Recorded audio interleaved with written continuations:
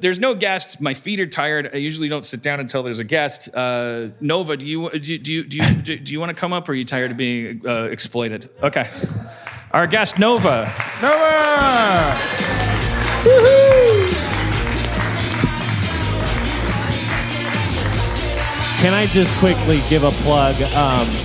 We still need some audience members for Wednesday to Friday. So if you guys want a free show sometime this week, come to Harmon Quest tapings, harmonquest.com for tickets. Oh, yeah, we're doing that in a couple days, aren't we? Yeah.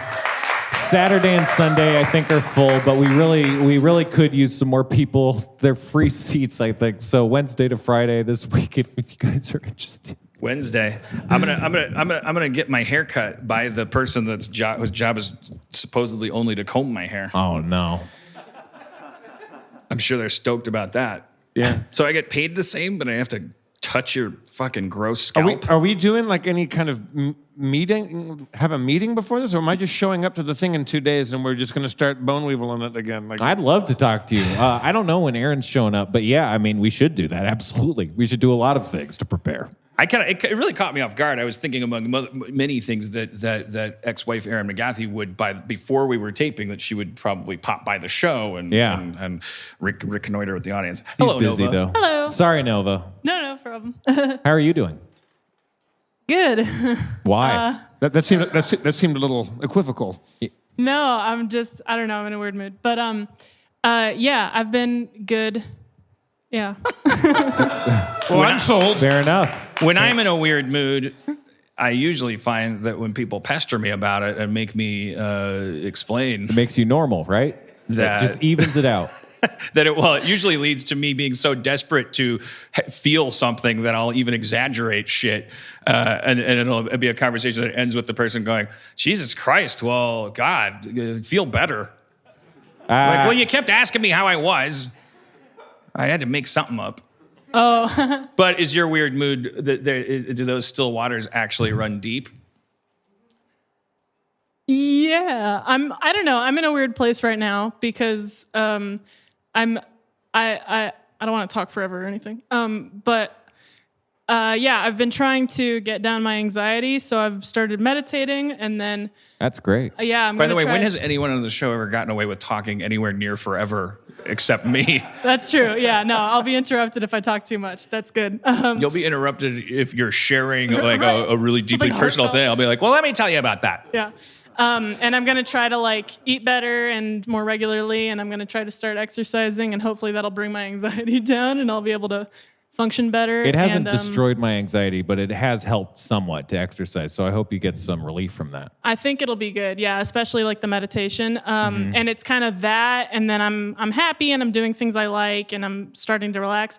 But then there's also like I'm having all these existential crises and I'm upset about all the awful things happening, which usually I never pay attention to, but lately it's really hit me bad. Sure. And so it's this weird kind of, I'm just having a weird kind of time at home, kind of having existential crises and feeling bad, and then kind of like finding how to make it okay and kind of having fun and stuff. So yeah. At home, I know you're quite young. You living with the folks. Yeah. And you're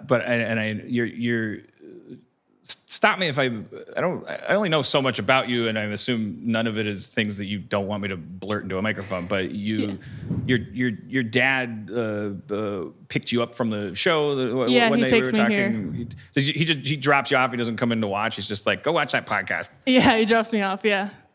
He works from home, so he can pick up his stuff and work at a coffee shop or anywhere, and he likes to get out of the house. So it's good for both of us. He definitely doesn't mind it. Do you mind talking about the situation at home?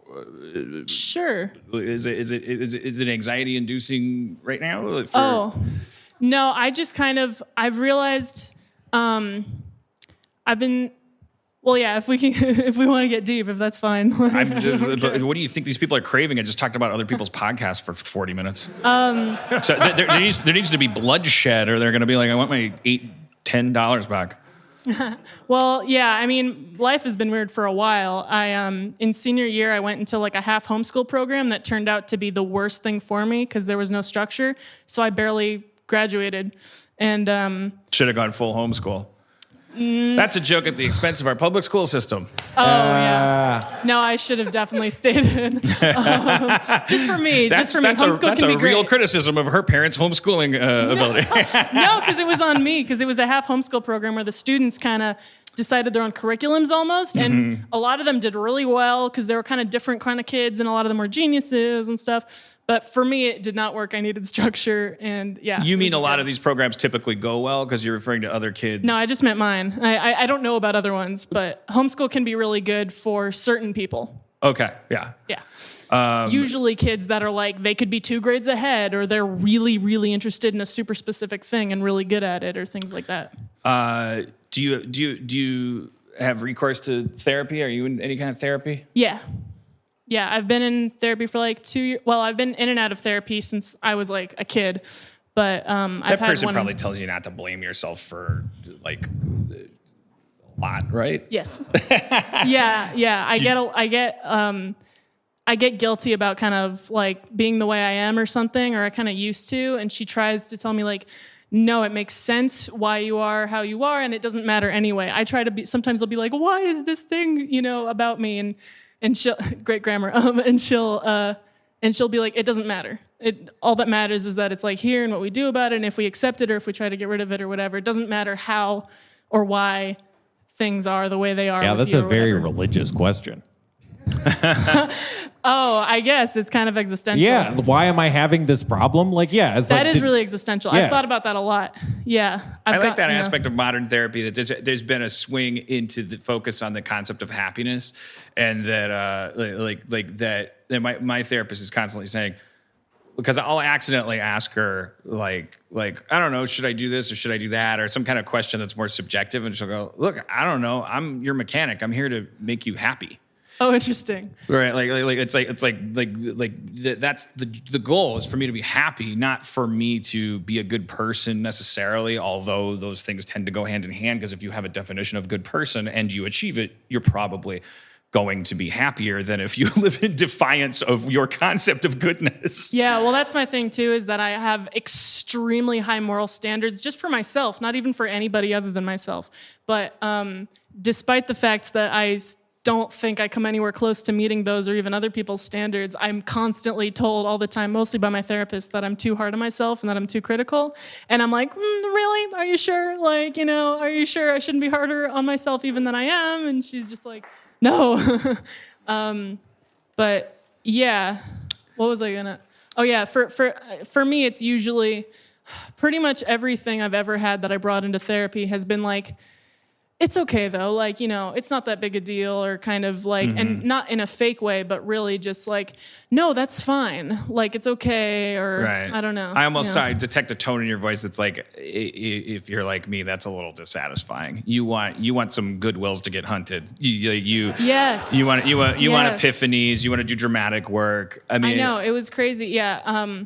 I spent a lot. I did what my first 10 therapists. I would very often pull out the insult challenge. It's like, look, I've been here 3 times. Like, what do you get paid to do? I'm still fucking crazy. You know what? Yeah. What my problem is that I'm extremely self-aware. So I'll go into therapists and I'll explain all these things about myself. And I think it could be caused by this thing, and I think this might be a way to fix it, and blah blah blah. And I'm like, and people are noticing this about me, and that's not the way I was, or whatever. And therapists are just like, I don't know what to do. Yeah. That's why my current therapist is really good. And I don't know, she's very honest, as far as I can tell, at least. She's or very good at being dishonest. exactly. What did she do for all our therapists listening? What did she do? What was like a moment when you were like, okay, you're off the chopping block, or okay, I'm gonna maybe come up or down to your level, but in any case, like, work with you a little bit here, as opposed to like, when is this bitch gonna help me kind of thing. At first I thought she was kind of too hard on me sometimes, even though, again, I think I'm hard on myself. When other people are hard on me, I'm still like, well, don't do that, Right. Well, that's, yeah, I mean, don't call me out on things. That's the I'm thing, doing though. I mean, wrong. Sarah Silverman was the first person to point that out to me. She was like self-loathing, self-loving, like it's about Same. you, and like nobody's more defensive than someone that's self-loathing. It's like you're like, Yes. I'm just a poopy pants, and someone well, I'm goes allowed to like, say that. well, you do have a little bit of poop in your pants, and you're like, you're a fucking asshole. Like you're all the more Exactly. outraged. You're like, I just shot myself and you're shooting me through the hole? Exactly. It's yeah. outrageous. I know. But I think I at first I thought maybe she was a little bit too much of a person that was very blunt and I don't know, didn't want to like sugarcoat or whatever. And it's like, I don't know. I like people to be nice. I like people to be genuine. But when it's like a therapist, I don't like if they're like kind of hard on me. And I think she got to a point where she is still like that and she doesn't sugarcoat things, but she's learned that I respond to positivity and not negativity. So she's kind of just learned who I am and what I need, and that some people need to be like, they need to have a kick in the butt, but then some people need to have a little hope of like, you can do it, like it really depends on the person, what's going to actually motivate you. I think my therapist, there was the threshold for me was when it was finally said out loud. Because when it comes to drinking, everybody else other than me is a square. Like they don't understand what I understand about drinking, my relationship with it. I get nervous when squares get into that territory. And then I get nervous about getting nervous because squares react to you getting nervous about the subject of you drinking the way that they've read on the Milton Bradley box for playing Talk to an Alcoholic. That's just like, denial's the first line. And it's like, yeah, okay. So like, and then you get nervous about it just took a really long time of cat and mouse with her bringing up my drinking, where I was like, on one hand, not willing to talk about it with her, but on the other hand, not willing to talk about it because I didn't want to fuel either of those furnaces. And then there was just some crucial conversation we had where maybe she finally figured it out that what she needed to do was promise me that she was never going to ask me to stop drinking, which you would think would be a horrible thing to do because you either have to stop or you don't. But because she finally said that, I've now had so many more conversations about something that's so fundamental to my psychology, which is my relationship with self-medication, than I ever would have with anybody who, no matter how noble their purpose, was just going to take a position of like, well, let's talk about your drinking. And she finally, just like a cowboy coming up to a spooked horse, it's just like the horse needs to know you're not going to throw a saddle on it, which you are. But I honestly, it's like Dave Klein's not here, is he? Because otherwise there would have been 7 Youps by now. Nope. But Nope.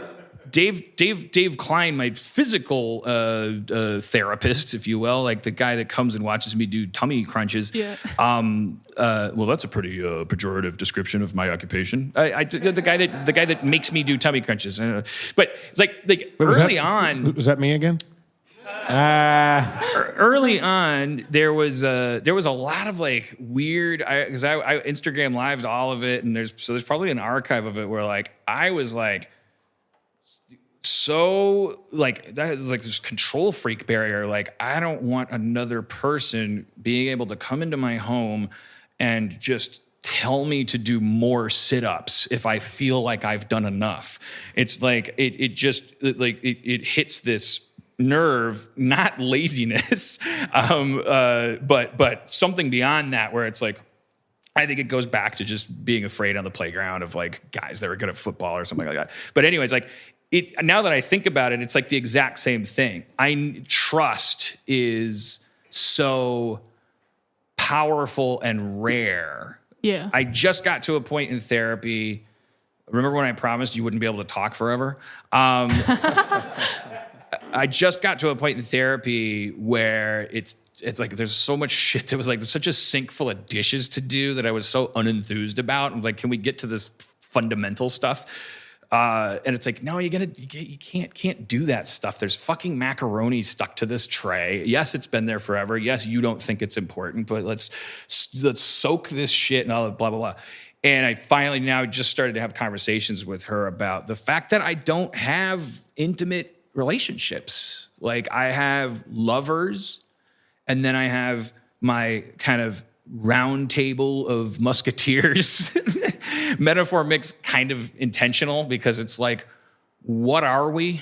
I work with my friends. There's always it's always a business. There's always an exit, available. I don't have these friendships that I see portrayed in movies and television, let alone described in Hallmark cards, but I also don't know if those are real. But it's trust. I don't want anybody to be able to hurt me. It's very generic sounding stuff, but it's so fucking profound to me. I can't just Spencer and I were talking about this when we were walking in New York. About vulnerability. Yeah, Dan also talks about that a lot on the podcast that comes out next time. I think it was a really valuable thing. Not that this podcast is therefore worthless. This one's better. I think this was money well spent. I think it's good you guys drove to a bad neighborhood. Yeah, thanks so much. How do you, because Spencer kind of spontaneously offered me while we were walking and talking about it, he had this odd personal visual metaphor for his heart. Like a mental image. And he was like, I know it's weird, but I see my heart like this. And I was like, oh, no, I see my heart in an incredibly specific way too. Do you have an image in your head of how your heart works?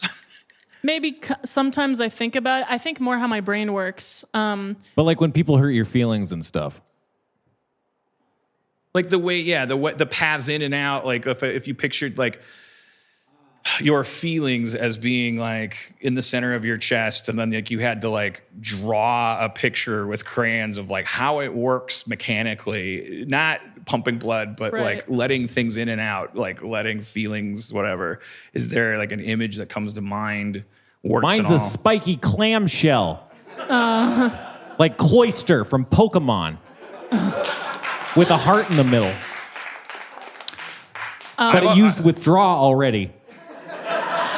In order to give you time to think, I will not to satisfy my fetish for talking over people. I will do mine, and then you can maybe if you want to take a whack at yours. But it's been how I've always just had this very clear image of this very steampunk iron orb with rivets and it's just absolutely proudly, defiantly sealed off, but powerful.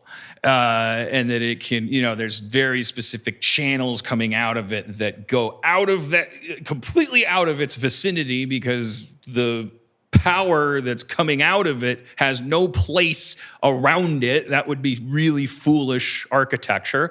And so it carries things as far away as possible where they can be used and processed and help other people. But the real key is that if you're standing near it, there's no fucking way you're going to get anything but burnt or scalded or it's like a point of pride how inaccessible it is, because it's there's this feeling in my head of that I took me all this time to re-examine, where I'm that's how it should be. It should be proud of that. It's like playing a tower defense game. Oh, look, my inventory. You can't get near it. You shouldn't be able to. You'll fuck it up. You don't archers. So, all right, now you go. Better be good. Well, I think the way that I was like, oh, I haven't thought about my heart visually like that. But I think the way that you're talking about your heart is, I'm just really gay. It's Nova.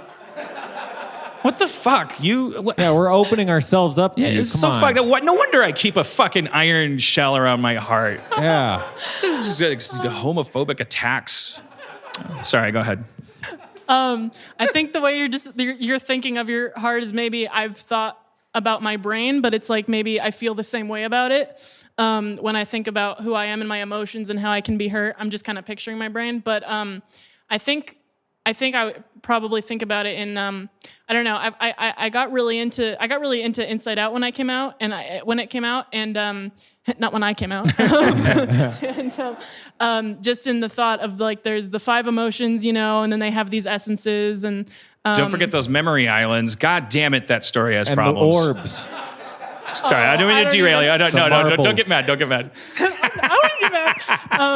But that's It like, made me cry too. I also cried during the movie. yeah. I'm not stomping on your garden and going, No, there's I get nothing it. of value here. No, but because it's also like a real psychology concept of there being like 5 emotions and stuff.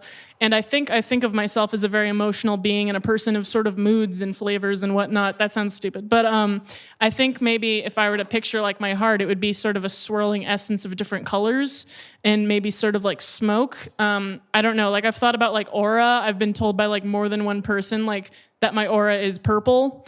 Which is, I mean, that's like 2 people, so it's not like, oh, that's the craziest coincidence ever. Like, it must be real. But No, it's purple. Damn. Jeff, do you see auras? No. I believe that. It's psychic. Just Novus. Isn't purple a good one? I guess there's yeah. not a lot of bad auras. They describe, the people who've told me I had a purple aura said it's like sort of cosmic. It's like Right. kind of different and out there and like, I don't know, loving or bright or something, which sounds really, really narcissistic coming from my own self. Yeah, I don't know. I think I would think of it as just sort of a thing of feelings and different things. And I don't know, I kind of match things up in my head of sort of like, oh, these things all have the same essence or the same vibe. And that's just sort of the way I think about things more than like concrete things. That sounds healthier. Less practical, but that's okay. I think it's interesting that things get more complicated when you get up to your brain. And the reason Yeah. I will Dan-splain that I find that interesting is because I don't feel that way at all. It's like the brain for me is like, get up there, like where you can just run your fucking mouth and for better or for worse, it'll all come out and wash and all this stuff. However, and I know you don't want to be, laser focused on as a representative of anything or whatever, but the thing that makes you different from me is that at some point in your life, you started to feel conflicted about identity in a way that is absolutely incompatible with like neurotypical mainstream society. Whereas I never had to think about myself as anything but a fucking cool rebel, even though I was just because I never woke up going, there's a thought in here that, according to that Miller Lite billboard, is criminal or like cruising for a bruising, or maybe I shouldn't have. Maybe I need to just get through it and all this stuff. And so it's like it's terrifying for me to think about the brain, which for me is like get up to your strong corner, get away from your heart, as like the place that is actually needs to be tower defensed and organized and. Yeah, well, I think that maybe come from sort of that might come from sort of like how because like I mean that's kind of why things have been so weird for me lately, is because it was only like a couple months ago, like probably less than 6 months ago or around that, when I got diagnosed with autism by my therapist. And because she hadn't said anything, but I think she knew about it, kind of like with your therapist, where it's like she finally felt okay bringing up the drinking. One day I came in and I was like, okay, come on. Ever since I was, as long as I can form memories, I can remember people being like, oh, you're kind of different, or knowing that I'm kind of different, or just being kind of different, and all these stupid tiny little ways, that I'm like, okay, but like nobody else I know is thinking that way, even if it seems like a small thing. Like it's just sort of like this thing that is all of me. It's not like one particular thing about me. So then when she said that and I kind of absorbed it and everything, I was like, okay, because yes, like you said, I guess what would be different about us is that as long as I can remember, I've thought about like who I am and like how I'm different from other people, and I don't know, how I'm the same and stuff. And yeah, I've always been kind of analyzing like who I am and what I am. And I've never been able to kind of bring any sort of practicality to that of like a lot of kids like act different to avoid being bullied. I mean, I wasn't bullied too bad, but it never even occurred to me that I could try being different. Yeah. Like I was like, well, okay, this is it, then I get bullied then, or this is how I try to make them stop the bullying, but it never occurred to me to ever be anything other than what I am. Yeah. And now that I'm like 20 and thinking about trying to maybe get a job and stuff, it's I'm thinking like, oh, well, do I have to enter into a world where I'm not going to be able to be me and I'm going to have to do practical things or something? And I don't know. I think that's why, like, the one thing I love about the autistic community is that like humanity itself in a really magnified way, precisely because there is a deprivation of objective truth that comes more easy to typical people, that, or in the case of, if you look at humanity, it's like easy for a skunk to know if it's doing what it should be doing. It's easy for a giraffe, fucking giraffes. Shout out to giraffes who are like dying in Griffith Park Zoo right now. So let's not be mean. I don't think it's a zoo anymore. Sharks are great. Whatever. Don't derail me. I'm on a fucking roll. Can't you hear this? As we talked to our friend Steve Silberman, who wrote Neurotribes, that within humanity, that people who have autistic traits also are like, they're like, well, wait, what am I? I don't have this sort of like compulsion for these sort of like easy truths or whatever. But because of that, even as uncomfortable as it feels, this is Dan-splaining autism, Dan-splaining everything to you. But this is just, I just find this to be a very romantic and wonderful concept.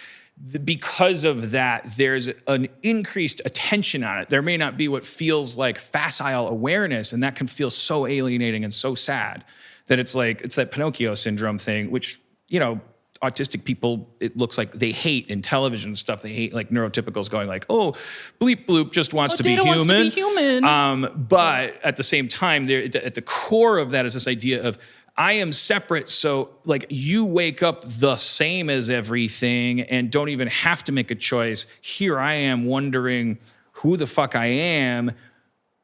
Those people have this power to examine the things that other people take for granted and go, you know, then that's why I think this tradition of like creatives, artists and things, it's like I'm going to make Calvin and Hobbes because I don't know what the fuck it means to be this or that. I don't mean to diagnose that guy, but anyways. Well, I think I haven't really heard that specific take on autism, which is really interesting. I fucking coined it. But I've heard that a lot about being trans, because gender is so deeply ingrained in our society, and from the smallest to the biggest ways, that if you think I'm not that, what everything seems to be, it's like, oh, I feel like I'm starting from scratch or something, and all these personality traits, I have to like, you examine things more and you don't like feel like you can fall into easily defined things. And, you know. Thank God for people going like, finally, like, hey, you know what? There actually is such a thing as somebody that doesn't know. Like, you want to play some duck, duck, goose game? I maybe duck, maybe goose, maybe both. I don't like. Why don't we ask? Like, and of course you're gonna get those tomatoes thrown at you, but like, it is such a. It's like, it makes every single person at every bachelorette party, every construction site, these archetypes we conjure of the most binary committed people, myself included, like after all the reaction of like, what's next? Come on. Then thought has to happen just for the fuck of it. Even, you know, it can start as like, what you think is punching down curiosity. It's like, all right, well, let me get this straight. Those roads can at least lead to inspection, because I think it's been such an important thing for that reason. It's like a skeleton key to all this other shit, because also, as I've said, like, and I don't know if this is offensive to people, but I'll learn that it is for the reason I learned it is. But I've always thought in the back of my head, you know, there's never going to be a million trans movement, literally. It's never going to be. It's never going to be this thing that we're used to, which is like numbers, and good, because we've entered a world where that numbers are not what are making things change. Sometimes catastrophically, it can take one troll and 20 bots to fuck up an entire thing that actually is a pillar of society or whatever. We need to actually graduate beyond this populist idea of democracy, where it's like, well, if you're 1 million people, you're less important than 2 million people, and get into like, okay, we got to make sure we have to have an acid test, and it can come down to one individual, which is more, you know, I think it's not only more liberal, it's also, I think that it's more practical in terms of becoming a planet of 8 billion people that are all connected telepathically and trying to get the fuck off of a burning cinder that they've eaten all the giraffes off of. We're gonna have to have a fundamental respect for humans. We're not gonna be able to continue to have curveballs, like we can't. It's like the shot clock is so near zero. We cannot continue to go. Okay, it's okay that you're black, but now let's get back to work. What? You're a woman? Get out of here. Like we got to stop being so thrown by people saying, I over here, table 5 needs bread. We can't keep going like close the restaurant. Fuck you. Why are you eating here? What's food? Should we make it illegal? We have to just get to a place where we're like, table 5 needs bread. Got it. So like we it's a terrible metaphor, but like I think I get it though. I think it's pretty insane. Although also just knowing about the nature of humans or something, it makes sense logically, but if you think, like, if I really think about it, it's so insane to me, like the rules we've created and how many rules are created. We think of like, oh, the 50s were insane. You had to have your fork on the right. That's crazy. I'll have my fork on the left. But it's like we still have so many deeply ingrained things that go way beyond where you put your fork. Like what a harmless, rule to have in your society. But there's deeper ones that are harmful like or not racism. harmful. Yeah, but there's also like little just things. to name a few. Yeah, there's things that are really big and really bad like that, but there's also like little things that it's weird that it's a rule, but on such a large scale. I don't know. It's just you get indoctrinated into shit, and everybody wants to be a good person pretty much. And you go like, okay, now if I put my fork on the wrong side, I'm called an anti-hero. I'm called an upstart. I'm called a kind of like cool person, but it's like that can be taught to you as a child, and then that person, precisely because, and reference back to me getting offended with in the midst of my self-deprecation, somebody suggests that I'm a bad person, I get mad at them and abuse them. That is the problem with kind of like institutionalized liberalism, for instance, where you go, hey, I'm a liberal. I voted for this. I understand that racism's bad. Here's how racism's defined. Here's whether I'm sexist. Here's whether I've ever sexually harassed anyone. Here's whether I'm an advocate of this community or that. And then someone says, hey, man, what you did there was a little disrespectful, and you bite their fucking head off because, what am I, a Nazi? How dare you? And all that stuff. And I think that that illustrates this wall that you're talking about. And instead of this process that it has been fine because it's moved at a speed faster than the average caveman, which is like, build the wall here. Okay, wall needs to be torn down. We're gonna move it 20 feet out, everybody. Okay, all right, grumble, grumble. Now it's harder to get to work, grumble, grumble, but nothing collapses. We're hitting this tipping point now where the walls are digital, and so is the road to work, and so is the path to democracy, and it's like, holy shit, if we can't get it through our head that just in general, take it as it comes and don't allow yourself to be fucking thrown by other people. If we don't upgrade that firmware to where we don't have to have a fucking forum. I'm repeating myself. Like we're gonna die. Anyways, in the news today, anyway. We probably are already dying. Yeah. You were prompted to raise you were compelled For to a raise your while hand. now. I just had a question. Has your therapist ever asked you if you want to be depressed? The question was, Mine has we both answer it. Has your therapist ever asked you if you want to be depressed? No, she never has. But I have always wondered that. Ask her if she can ask you that. That could be well, fun. you've talked about how you were like really comfortable with being unhappy, or comfortable being depressed or being Right. a workaholic or something. And Right. So actually, I hadn't put it in that context, but in that sense, very much so. She's definitely like lowered that challenge, or rather warning. She's like, sounds like you're getting really close to happiness, and like you like coping with it can bring out all kinds of shit. Yeah, like I think I self-sabotage. I'm terrified of success. I've tried like eating and exercising for years and years and years, but I always have this thought of like, what if everything gets better then?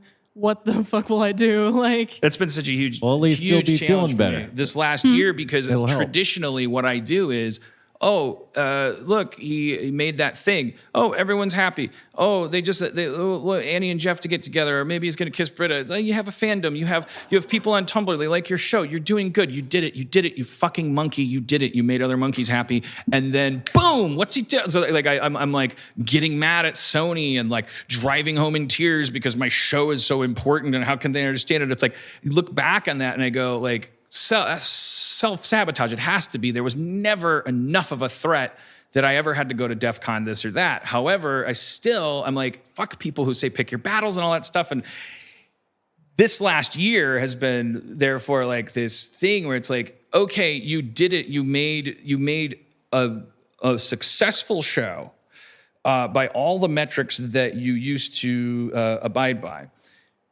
Also, in addition to that, you're going to get recognized and rewarded for it to the point where you might die happy or whatever that fucking goal is.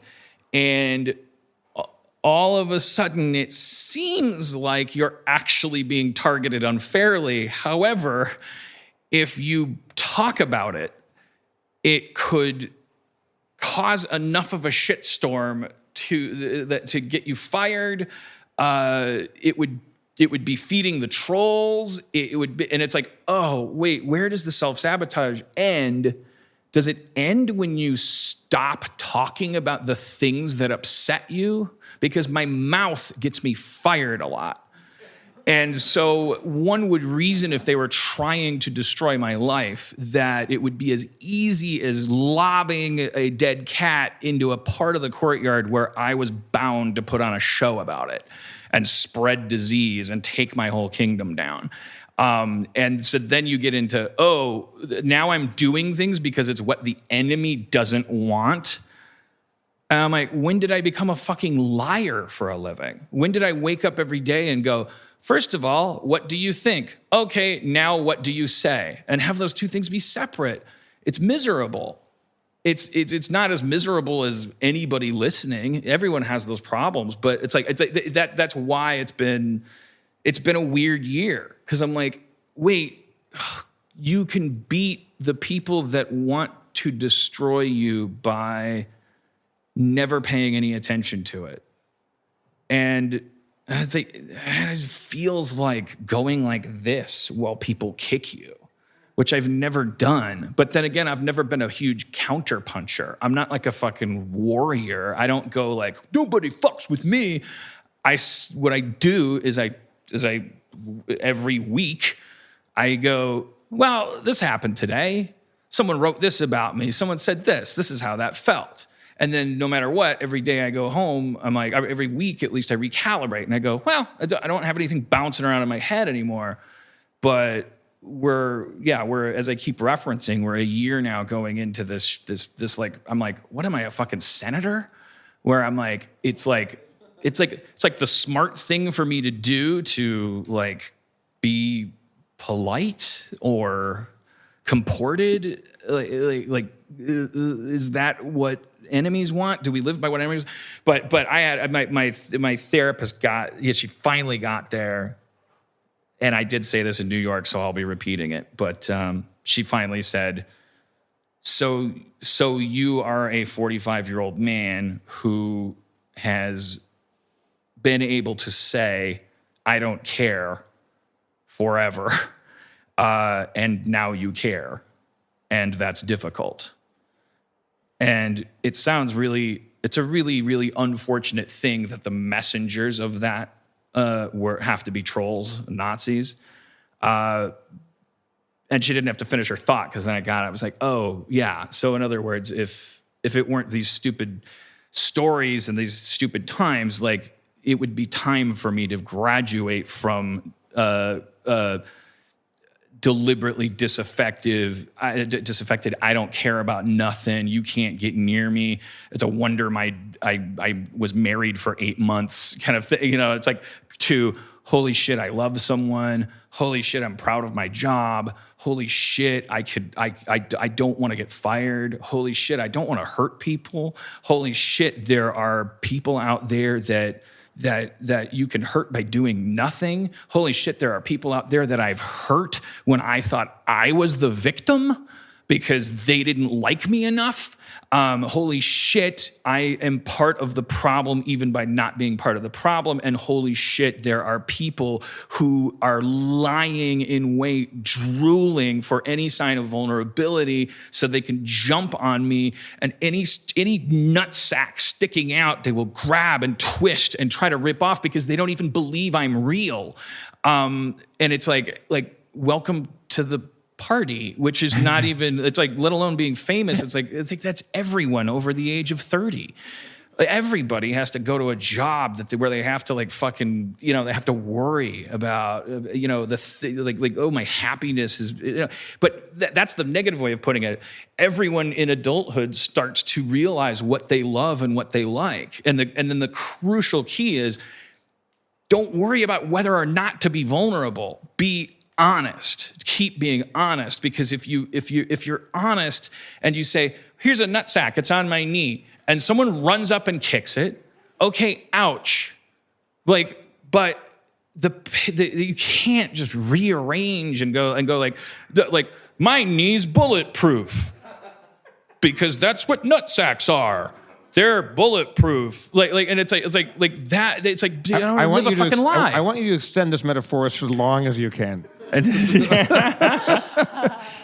Well, it's like in Red Dead Redemption. Yeah. It's like in Red But Dead I Redemption. really think so talking to this youngster here, I'm saying